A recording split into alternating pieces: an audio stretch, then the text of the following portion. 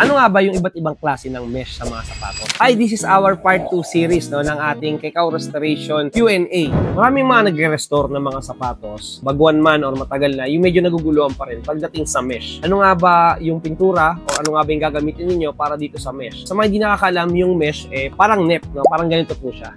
So, isa sa mga confusing bagay na gagawin mo dyan is yung pagpipintura dyan is hindi dapat pare-parehas ng paint yung gagamitin mo. Karamihan sa mga mesh na nakikita nyo sa sapatos or bag is gawa po yan sa polyester. Ito po ay synthetic at hindi ito yung natural na fabric or yung mga tela talagang mga damit na tela. Actually, itong damit ko na to is polyester din. So, para malaman mo yung tela is kapag pinasok mo po yung fabric paint natin is dapat magsisiim siya papasok dun sa loob ng sapatos or dun sa may mesh na material na tinutukoy natin. Pag mesh material po at polyester ang material na to, ang gagamitin nyo po na pang-paint dito is pwede kang gumamit ng IC Soul dye dyan. Yung iba naman gumagamit ng suede dye. Yung nga lang mas advisable no, na sa pag-testing po namin, mas okay pa din po yung IC Soul pag sa mga mesh material katulad nito. Kasi medyo matigas naman siya, kaya wala namang problema kung titigas siya ng konti pagdating sa IC Soul. Pero maganda i-testing nyo pa rin sa mga small part bago nyo ikalat no, yung paint na gagamitin ninyo. Pero pag fabric naman po, no, yung mesh na material, ibig sabihin pure na tela yung mesh. Ang gagamitin niyo dyan is canvas paint, pwede po yun. No? Paminsan gumagamit tayo ng suede dye or suede paint. Pero karamihan po, no, sa tinitignan natin mga sapatos o mga bag, karamihan dyan or kadalasan dyan is gumagamit na ng polyester. Medyo may pagka-plastic at medyo stretchy. Kaya ingat po kayo sa paggamit to dahil once na nagkamali kayo ng lagay dito, kunyari nilagay nyo ng canvas paint pero polyester siya, maaaring matanggal yung pintura na nandito na dinikit nyo sa sapatos o sa mga bag.